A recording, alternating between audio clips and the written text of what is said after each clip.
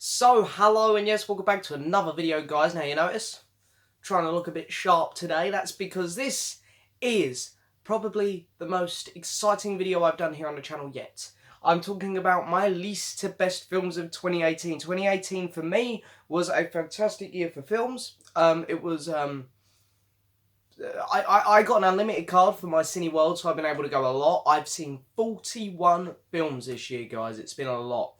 And everyone on YouTube seems to do their top 10 best films of 2018 or whatever, and then their top 10 least. I thought, you know what, instead of doing that, I'm going to try and be different. I'm going to just take all the films I've seen and put them from least to best. So I'm going to talk about every single film I've seen this year. Now, before we get started, I haven't seen every film. There are a few films which I missed, which I do hopefully want to catch at some point, and I'm sure I will. There are films like Creed 2. I apologise, I did not get around to seeing that. Mary Poppins Returns, which is still in cinema now. I could literally go see it. But I just don't think I'm going to have the time to, unfortunately. So there are a few films, as I say, that I've missed. But I've seen a good dent of films this year. I've seen a good portion of them. I have bought a few of them on Blu-ray. Some of them are not out on Blu-ray yet because we literally are only a week into 2019. So all the ones on Blu-ray which I own, which are out, or I wanted to buy, because some of these films I didn't want to buy because they're pretty bad films. I'll hold them up as well while I talk about them. And also, at the end of the day, guys, this is my opinion. I'm not saying this is how it is. This film is the best. This one is the worst. Just for me, this is the order that I would put these films in that I've seen. So nevertheless, it's a special video. It's a big one for me. Normally, I like to just film my videos and upload them. Boom, easy peasy, lemon squeezy here on this channel. But I'm going to put a bit of effort into this one. So anyway, coming in at number 41, we have...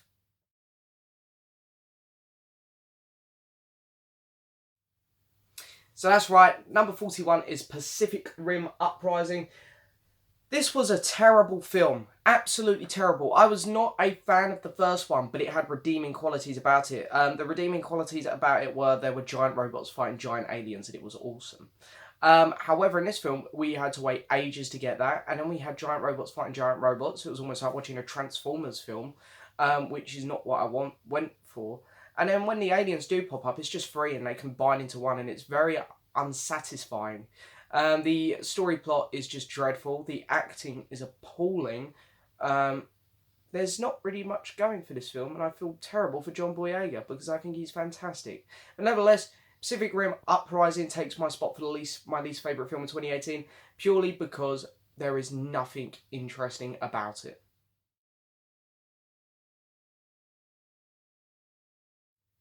So number 40 is a very silly one. It's Kissing Booth, which is a very, very stupid teen film which went straight to Netflix. Yes, I sat for it with my sister. Actually, I didn't. I walked out halfway through and had to come back and watch half of it at a later date.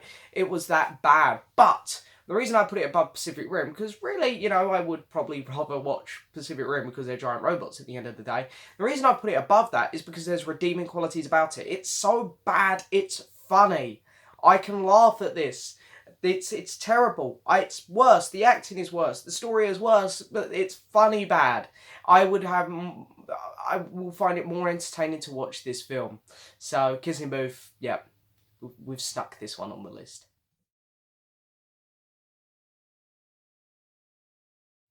So yeah, 39 is the exact same thing as Kissing Booth. This film was terrible, beyond terrible. It's out in cinema in a minute. I'm sure people were hearing a lot about it. People walking out the cinema. Someone actually walked out of my cinema when I went to see this film.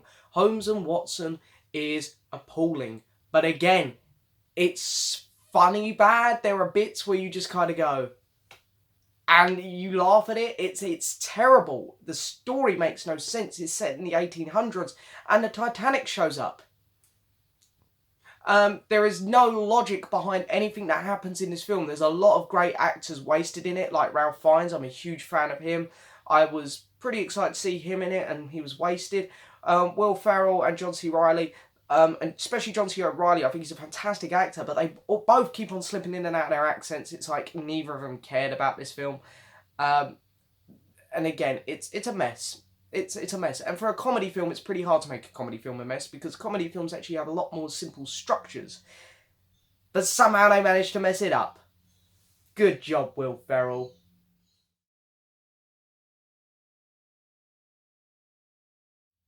So that's right, number 38 is what we're at, and it's The Meg.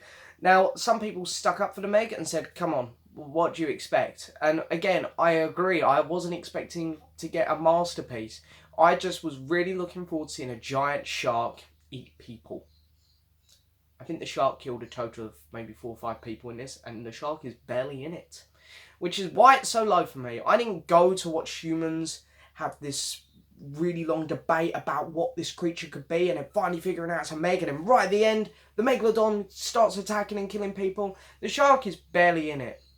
It's boring. The film is boring. The reason it's got this high on the list, because honestly, I'd probably rather watch Holmes and Watson again, because that was, as I say, I laughed. But the reason the Meg's got above it is because when the Meg does attack, I can't lie, it's awesome. It's a giant shark killing things. I like it.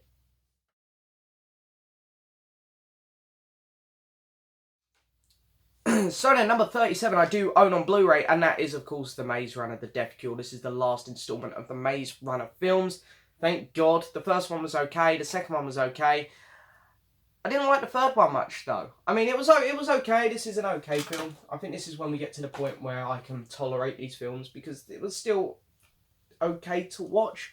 I just felt like the film didn't know how it wanted to end. They had a load of plots they needed to clear up, and they struggled to do them. The ending was kind of unsatisfying to watch. Yeah, I just didn't feel much of a direction in this film. I was kind of just watching it like, I've already sat through 2 films, so we might as well finish this. And I really think that's how the creators of the film maybe felt as well. So, but anyway, Maze Runner, Death Cure, there it is.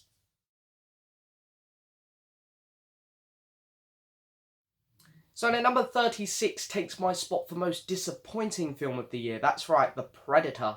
Now, The Predator is an interesting film, I think. I love the first 3 Predator films, of course, the original with Arnold Schwarzenegger, Predators 2, Predators, which was awesome, which I think came out in 2010, a very underrated film. I love it, I think it's fantastic. And then we got this one, The Predator, which has the most diabolical story ever. The Predator has come to Earth to steal autism. Think about that for a minute. Honestly, that is the general plot of this film. I mean, you've got this badass creature which looks amazing, and I love the Predator. I'm a huge fan of him. And they could have gone with so many storylines, and they went with that. There are redeeming things about this film. When the Predator's on screen, it's always good. The first Predator, the second one looks a bit of a mess with the CG, as does the Predator dogs. The redeeming qualities for me also were Shane Black's directing. He does keep the film going at a good pace. I am a big fan of Shane Black. I absolutely love Nice Guys. And the characters, some of them feel very forced. The humour's a bit over the top, but they blend and gel off one another very well. So there's some redeeming qualities there, I guess.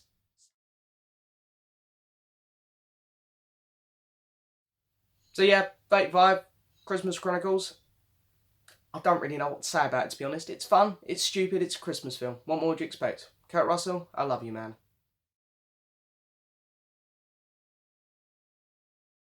So then number 34 is another disappointing film for me. This is the Cloverfield Paradox. I adore the first 2 Cloverfield films. I think they're absolute masterpieces. So yeah, I found this one very disappointing. However, it's not awful, like some people say it is. People really jumped on the bandwagon with this one, really trying to nudge it into a hole, which I think was unfair. It's okay, it's fine. I love the effects. I like the ending. But yeah, it's a bit of a mess at times. It does feel like they didn't quite know where to go around the middle of this film. It's like they had a beginning and they had an end. Just the middle, what are we going to do? But I enjoyed it for what it was. It wasn't awful, wasn't very good, but it's a Cloverfield film. I still enjoyed it.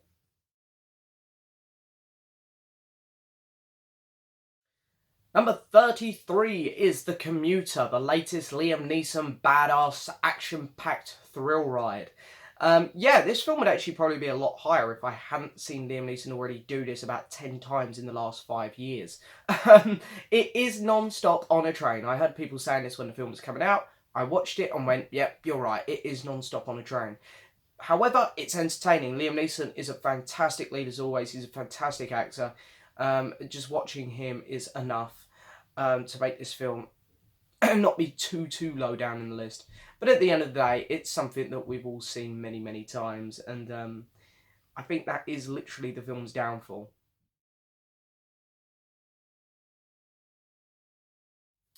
Number 32 is also a film which I bought on Blu-ray. I didn't see it at the cinema. I really wanted to watch it because I had a lot of people talking about it, so that's why I bought this on Blu-ray. This is Red Sparrow, starring Jennifer Lawrence. Yeah, this film got bashed on a lot because it went too overboard in certain places, which I completely agree with. It did go overboard in certain places. However, it has a grittiness to it I enjoyed.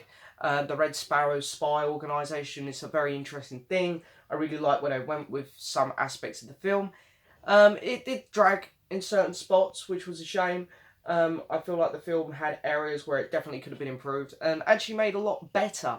I feel like this kind of scenario of a film would actually work really well, toned down obviously, for like a Black Widow type film. So I hope that maybe Marvel can actually look at Red Sparrow a bit when producing this Black Widow film. Of course, bit different to that. That one's a bit too adult for Marvel, I think, and Black Widow. But nevertheless, it's an interesting idea, I think, and I'd like to see a better director, better writing team deal with it. So Marvel, I'm keeping you in mind for this one.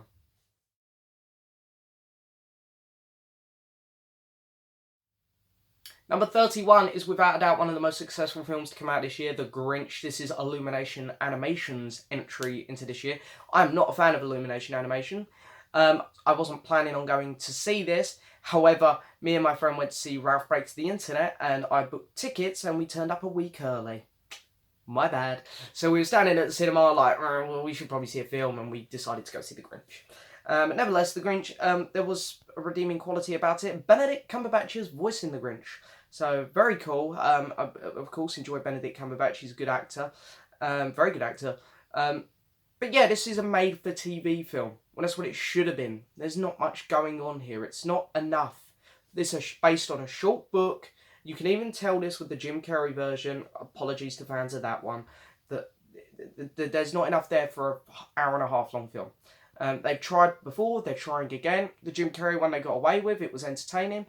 This one really struggles in areas. It really does. The animation is not great. And even Benedict Cumberbatch, this is... Well, we know why Benedict Cumberbatch was here on this particular project.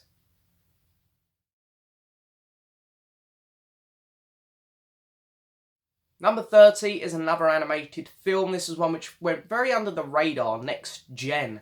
This went straight to Netflix, and it's really what The Grinch should have done as well. Nevertheless, Next Gen is an interesting film because it steals ideas from so many other films that have already existed. However, I'll say this, the animation for this film I thought was gorgeous. It was incredible. The voice acting was also very good in this film. Nevertheless, the plot of this is stolen from so many films, especially Big Hero 6. We remember that, the Disney animated Marvel film. They stole so many things from that film. I, Robot, anything about robots overthrowing humans, really. They've literally taken it from other films. There's nothing original about this film, really. But the animation is gorgeous, which makes it enough to watch it.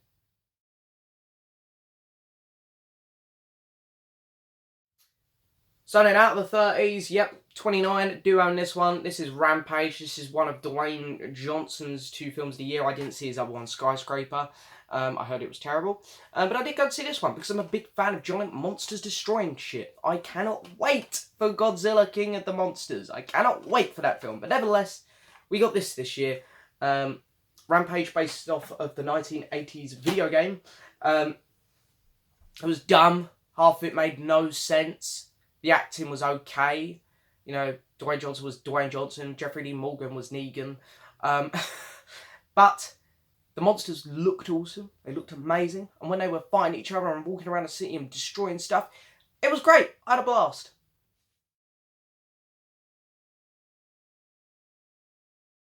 So number 28 is right down there with the Predator for me in terms of disappointment. This is Jurassic World Fallen Kingdom. I liked the first one. I didn't love it. I thought it was good. This film was very poor for a Jurassic Park film. The first half of it was just average Jurassic Park stuff, but it was entertaining. You were on the island, there was a volcano, there were dinosaurs, it was dumb, but it was what it was, and it was fun still. It wasn't Jurassic Park at its best, nor its worst. It was kind of middle ground Jurassic Park, where it's like, you know what, this is fun, I could roll with this. And then I get on the boat and I escape the island. We have this whole boring segment in the middle where they're on the ship, trying to save Blue, the Velociraptor. It was kind of boring, kind of silly, but, you know, again, you roll with it. It's Jurassic Park. It's like, it's a dinosaur. You roll with it. And then we get to the third act of the film when they're in this big mansion and the director went in a horror movie direction where they had this new, stupid dinosaur which he'd created. It was even worse than the last one. Indigo Raptor or something like that. And they're walking around this mansion and it was awful. It was terrible. The last act was terrible. And the ending was not the way I wanted Jurassic Park to go at all. There's a whole other island out there from Jurassic Park 2 and 3. Why don't we go back there? Anyway, Jurassic World, yeah, I don't even know what to say anymore about this film. It's a mess.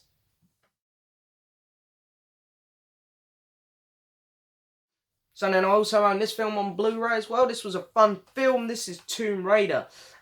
Yeah. Alicia Vikander, something like that. Vikander, I don't know. She done a great job in this film. Really good actress. She nailed the part of Lara Croft.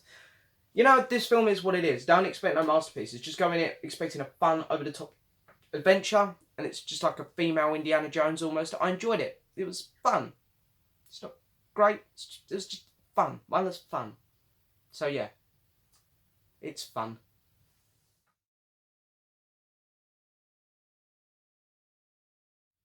So the next one up is Ocean's 8, which was a very interesting film. Of course, Ocean's always have had the main cast of it, the bulk of it being men. This time we flipped it. We got an all-female cast here, which is great. We've got some fantastic actresses in it. Sandra Bullock, Cate Blanchett, Helena Bonham Carter. So we've got a very interesting cast. I really enjoyed watching all of them on screen, to be fair. There wasn't a weak one there, I don't think. They all bounced off each other really well, even Rihanna. This film, you can really pick apart the first act, second act, and third act. You can really tell how they're separated. First act I found very boring. Second act was so much fun to watch, which is when the heist happens. So much fun. And in the third act, you kind of are waiting to see how it's going to end. It's a bit tedious almost. But it's a good film. It's worth a watch.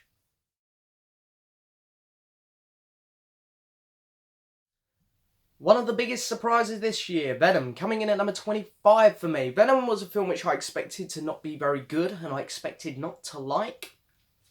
Has a certain charm to it, you can't deny it. There are issues with it, that's for sure. The first hour is very slow.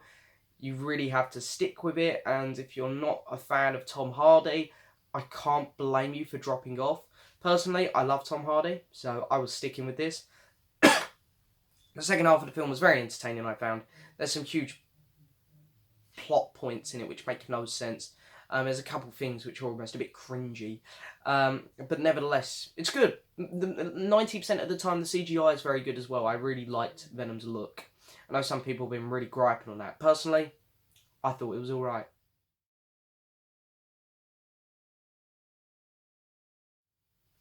Number 24, of course, Mamma Mia. My sister bought me this for Christmas, so I do own the Blu-ray of it. Yeah, you know, it is what it is. You can't really be too critical of this. You know exactly what you're getting into when you go to watch a Mamma Mia film. You know, it is what it is. The acting was good. The songs were good. It was bright and colourful and it was fun.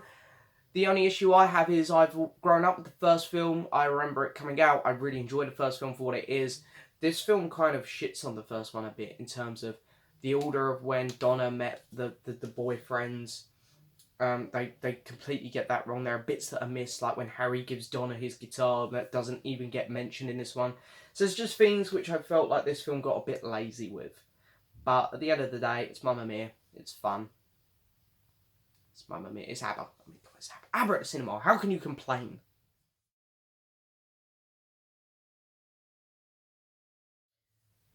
23 is a bit of a controversial one for me because I found this film incredibly disappointing. This is Fantastic Beasts 2, The Crimes of Grindelwald. I'm a huge fan of Harry Potter. I love it. I've got the Hogwarts collection down there of films 1 through 8. I love them. I was a big fan of the first Fantastic Beasts. I thought it had an innocent charm about it, which I loved. And I couldn't wait to see Grindelwald. I've heard so much about him. Johnny Depp is not the hottest thing going right now, but he looks cool. He looked really cool, and I was excited to see Hogwarts again and Jude Law play Dumbledore. That sounds amazing. But the film was so boring. It was so boring. This is the first time I can ever say this about a Harry Potter film. Out of the 9 previous films, the 8 and then the first Fantastic Beasts, there weren't massive plot holes. So you always have your plot holes in films, always. But these were very consistent films. This film, load of plot holes. Loads. Half of it didn't make sense. The structuring of this film was bad. Even the acting was... I think the acting was one of the only things about it which I really enjoyed, because you could tell the actors were giving it their all. The visual effects were good as well, I'll say that. And yeah, I really feel like JK is to blame on this one. So do a better job on the next one, please.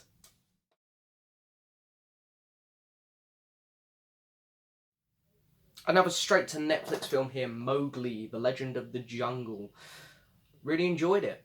Really did. Some people were just ragging on it because of one scene in it, which I thought was ridiculous. Thing is, I think a lot of people put this on for their kids. It's not a kids' film. I don't think they've ever tried to show it off as a kids' film in the trailers either. They've tried to show it's going to be darker. Don't expect it to be the Disney one that came out a couple years ago. It's dark, it's gritty, it's more loyal to what the book is. Andy Serkis, fantastic debut directing, I think. Managed all the actors really well. Of course, you had Christian Bale, Kate Blanchett, Benedict Cumberbatch. All round, really good actors. I don't think it was quite as good as the Disney one, but I don't think it's far behind. It was a very good watch. The visual effects were just awesome. Awesome. I feel like just the last act was where the film kind of fell off a little bit. But the first 2 acts, very good, very entertained.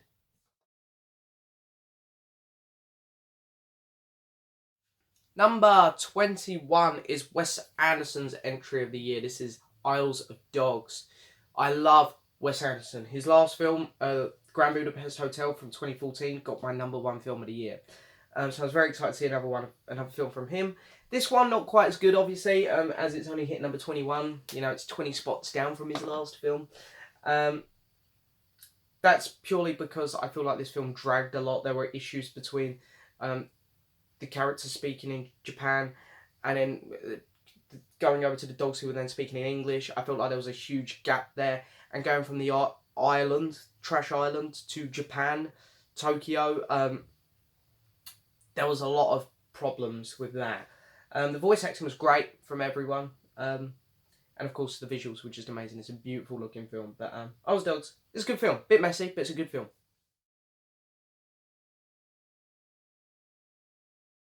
So yeah, Ready Player One's getting my number 20 spot, which is quite funny because I saw this the same day as Isles of Dogs. I literally saw these films back to back, so it's kind of cool that I've got these films again back to back.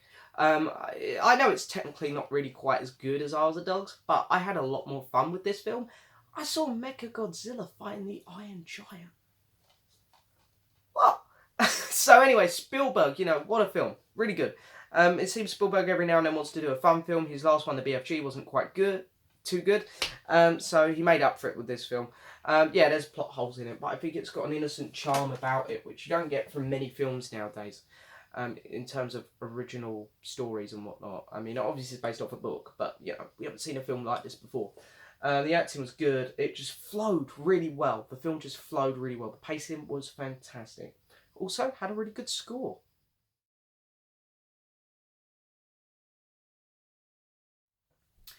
Number 19 is DC's entry into my list this year with Aquaman. We had to wait a long time for another DC film, which, to be honest, I didn't mind doing after the terrible Justice League. But Aquaman came out starring Jason Momoa. I really like Jason Momoa, and not only is he fantastic in real life, he's also fantastic as Aquaman. Not 100% comic accurate, but do we really want a comic accurate version of Aquaman? He's always been looked at as a bit of a joke. They kind of made him cool and badass, which I don't think anyone thought would ever happen to Aquaman. So yeah, the first 2 acts of this film kind of felt like Wonder Woman, where it's like, yep, it's good, but it's not great. And in the last act, they embraced the weird wackiness of the Aquaman world, and they went full on, and it was great. There are plot holes. It's DC. It seems like they always have to make a messy film. It is quite messy at times. However, the last act was so entertaining. It went from probably being around the 30 mark on my list all the way up to here, just because of that last act. It was so fun. I had a great time watching it. The visuals were also pretty good for the majority.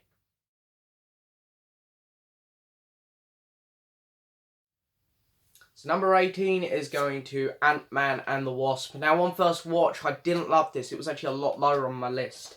But I got the Blu-ray, rewatched it, and I really had a good time with this film. Paul Rudd is a gem. He's absolutely fantastic. And then you've got so many other great acts in this as well. Michael Douglas, also fantastic. The visuals in this film are fantastic. Absolutely incredible. And yeah, I think that the problem with this film is the pacing. The pacing is a bit off. But other than that, there's not really much I can fault this film for. It's entertaining.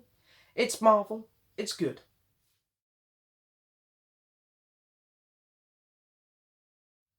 That's right, next up in the list, it is our Transformers film, Bumblebee. Now, after the last Transformers film, The Last Night, which got my least favourite film of last year, I swore myself I wouldn't see another Transformers film. Then the trailers dropped for this, and it looked like a throwback to the 80s, which is obviously what Transformers is. It's an 80s... It was a great 80s show, so I was very excited to see it return to form. And you know what? The film was good. It was good. It was enjoyable to watch. It was very fun, very innocent. The visuals were good. The score was good. The story was good. The plot flowed really well. The only thing which I can really gripe about is John Cena. He wasn't bad in the film, but it was almost like he was in a completely different film to everyone else. Very odd.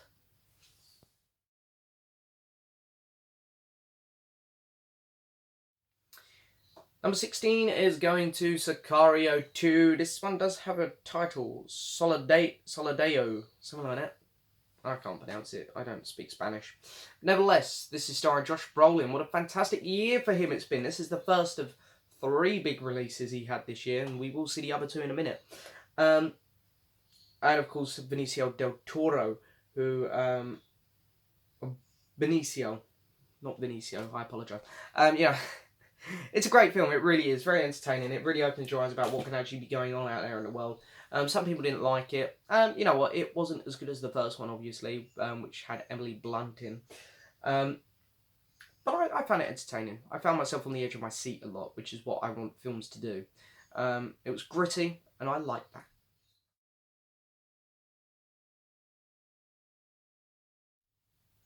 So I found this film a tad disappointing as well, even though it's very high on the list. This is Ralph Breaks the Internet. Very good films. John C. Reilly, fantastic. I'm a huge fan of WreckIt Ralph, the first one. It's one of my favourite modern Disney films. And all of Disney's modern films have all been in my top 10. So this one's fallen off the edge a little bit. Considering their last film was Moana as well, which is one of my very favourite animated films ever. This one's a bit of a knockoff. I felt like there are so many directions they could have gone here with it being to do with the internet, and the road they went down was not the way anyone really wanted it to go, I don't think. But saying that, it's Disney, it's still fun. I had a great time with this film, I had a blast with it. I loved it when they went to the Disney World part, and we saw Stormtroopers, we saw Iron Man, and then we saw all the Disney princesses. It was fantastic, that part. One of the highlights of cinema this year.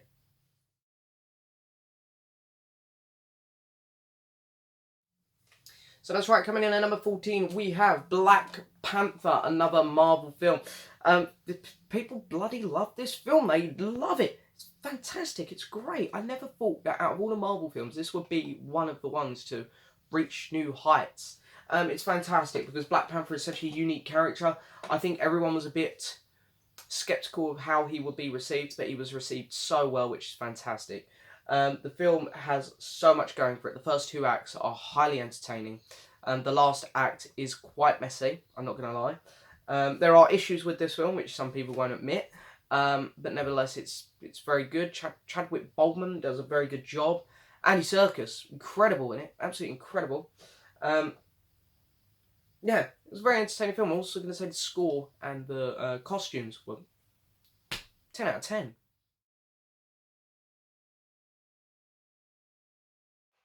And here he is again, Mr. Josh Brolin, coming in Deadpool, of course playing Cable, and this is the second one. Really enjoyed this film. It was funny, it was fun, it was innocent. Well, when I say innocent, I mean the story was innocent. Obviously it's not innocent, there's a lot of swearing going on it. But nevertheless, I really enjoyed what this film done. It took Deadpool in quite a cool direction. It was just a blast, this film. Don't know what to say about it, really.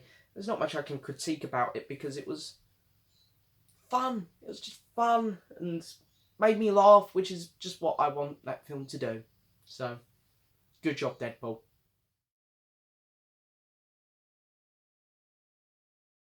So number 12 is Game Night. Yes, starring Jason Bateman. I do actually own the Blu-ray, but it's downstairs. So I've lent it to my parents. So I don't have that one on me at the minute. But Game Night was very fun. It was, I wasn't sure what this film was when I picked it up. I wasn't sure if it was a comedy or a horror, because it gave off horror vibes at the start. But then you kind of pick up the direction that the film's going in, and it's very cool. I love the ending as well, when you think the film's ended, and then it's not, and then you think it's ended again, and then it's not. I just found this film highly entertaining. It flowed well. You invested in all the characters. They all bounced off each other really well. Really reminded me of The Hangovers, where they just flowed really well. There were no points where you were like, they don't know what they're doing here. There's like, they're just writing stuff in for no reason. It's like this film, it had a direction and they stuck to it, and it turned out really well.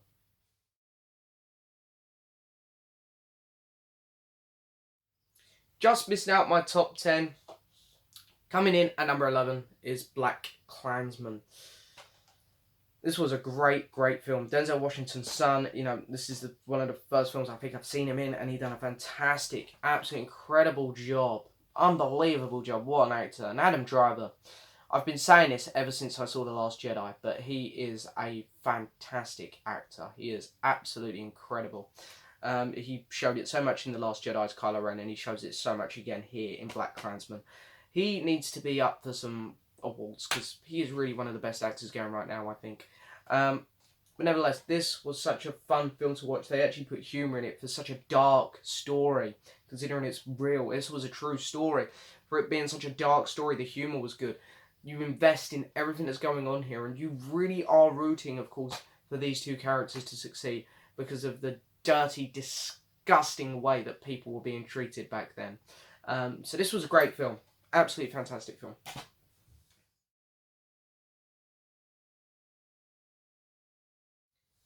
So then, top 10, this is where it gets exciting. Number 10 is Annihilation, of course. I love this film. This film just dropped on Netflix early on in the year, same time as Cloverfield Paradox. Kind of come out of nowhere. In America, it was released in cinemas, but here in the UK, we got it straight to Netflix, which was fantastic for us. Although I would rather see it in cinema, but, you know, a lot more accessible, that's for sure. They are releasing it on Blu-ray still, so that's exciting. But I loved it. It's a great film.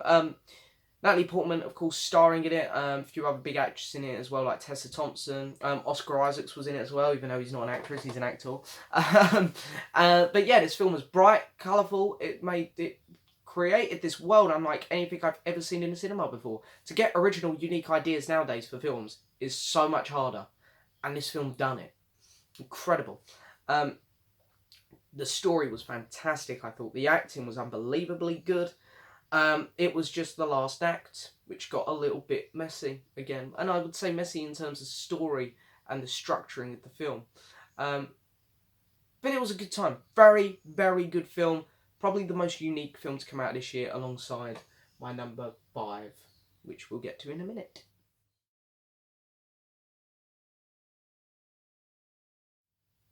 Number 9, of course, Queen, Bohemian Rhapsody. I'm a big fan of the band Queen. I'm missing 2 of their records, I think. I've got nearly all of their albums sitting over there, so I do know my Queen. I like my Queen. They're a good band. Freddie Mercury, this is mainly about him, not the band, which is fantastic, because he had such an interesting life. Of course, being one of the musicians in the late 70s and then going on into the 80s. to come out as a homosexual.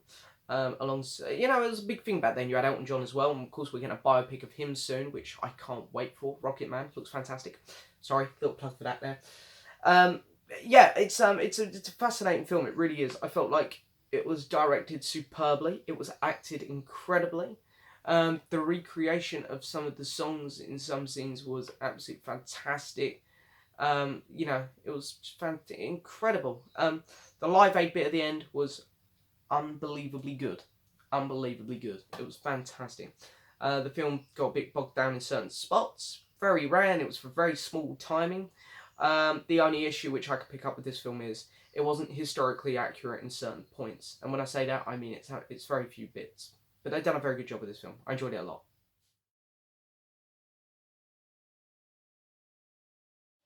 Number 8. The Incredibles 2. Now, I know some people are going to be like, that's too high. This film was too simple and, you know, not as good as the first. And I agree, it wasn't as good as the first. But I had a really, really good time with this film.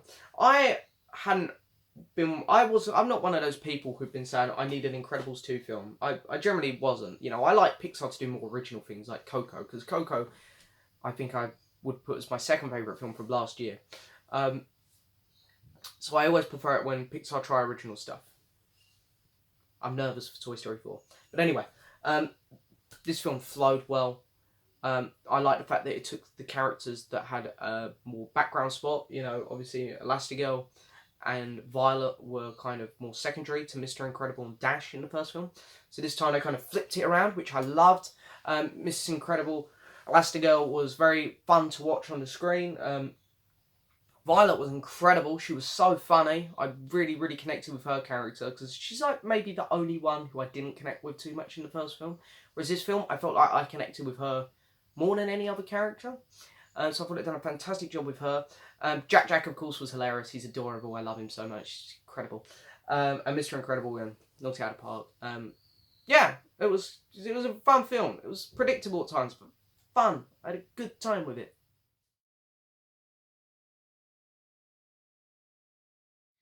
Number 7 is going to one of the cutest and most adorable films to come out this year. Christopher Robin. That's right. Ewan McGregor, Obi-Wan Kenobi. Hello there. Love him. Fantastic actor. Hayley Atwell's was in this film. Yeah, the characters from the 100 Acre Woods. They looked incredible. They sounded incredible. I loved it so much. Winnie the Pooh. I love him. Eeyore is too much. And of course I love Tigger. What an adorable, amazing film. It's just generally the best family film to come out this year. It really is. It's the most heartwarming and most caring film.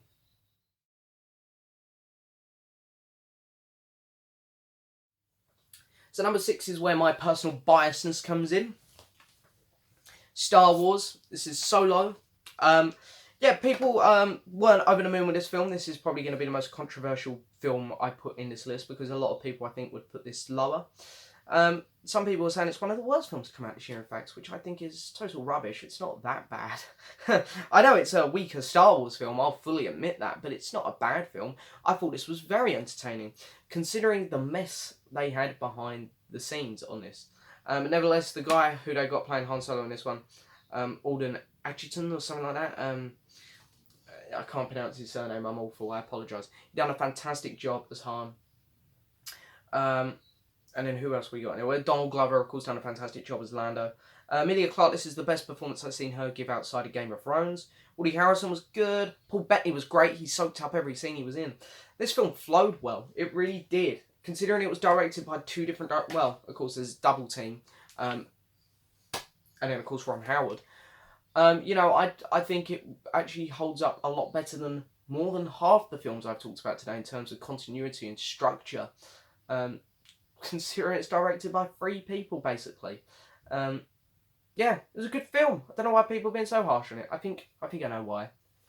Last Jedi.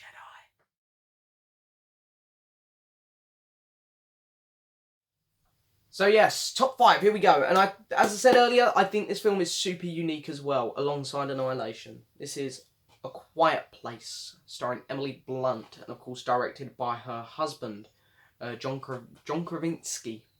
who I think is amazing. I think he's incredible. I think Emily Blunt is incredible as well. Amazing team here. Absolutely phenomenal.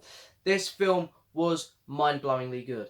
The tension was unbelievable. The directing was incredible. The acting was phenomenal. Everything about this film works. It's fantastic. I heard it was going to be a Cloverfield film at one point, and I'm kind of sad it's not, because I think it's amazing. But then again, it just works so well. It doesn't need to be connected to anything.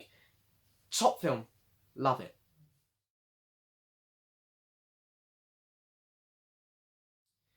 The most anticipated film to come out this year, I think, was definitely this one. This is number 4, Avengers Infinity War. What a film. I know so many people who were over the moon with this film and super excited to see it. They found it very rewarding. But then again, there are some people out there who found it unsatisfying, considering it's taken nearly 20 films to get here. I personally was on the love side. I loved it. I thought this was a great payoff. Some people are going to argue with me, why is this so high? Because this film is plot hole galore. I mean, honestly, I've never known a film to have so many plot holes. But you know what? On this occasion, I'm going to say, screw it. I don't care about the plot holes in this film. You've got a giant purple man with a glove which gives him the power of God almost. You don't care about the plot holes. You've got Chris Pratt as Star-Lord. You've got Robert Downey as Iron Man. You've got Chris Hemsworth there as Thor. You've got Benedict Cumberbatch there as Doctor Strange. You've got so many cool characters there. Who cares about the plot holes? This film works. It flows well. It's incredible. The visuals are fantastic. The score is great. I think this is the most fun I've ever had in the cinema alongside Rogue One. Literally, same experience with Rogue One. I was sitting there in the cinema, people were cheering, people were clapping. I'm getting out of breath just talking about this film. What a film. What an event. What an event Infinity War was. Can't wait for Endgame.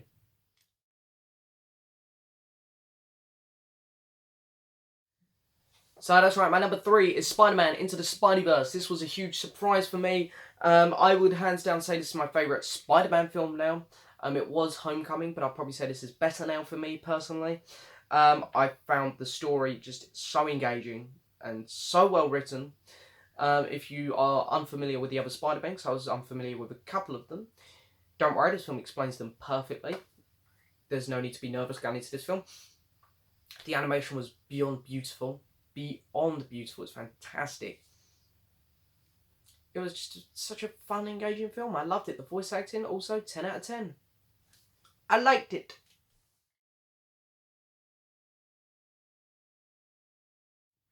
So here we go, top 2. That's right, number 2 is going to, where it is it?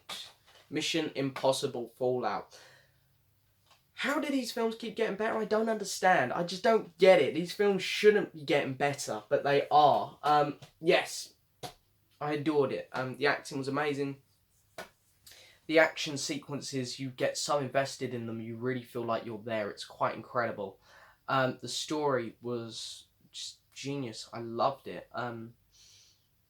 And there are no points in this film where you feel down or you feel bored. It all flows. It all works so incredibly well. It is quite astonishing. This Mission Impossible team are absolutely fantastic at making films. Absolutely incredible. Mission Impossible Fallout is, in my opinion, the best Mission Impossible film. And that's saying a lot.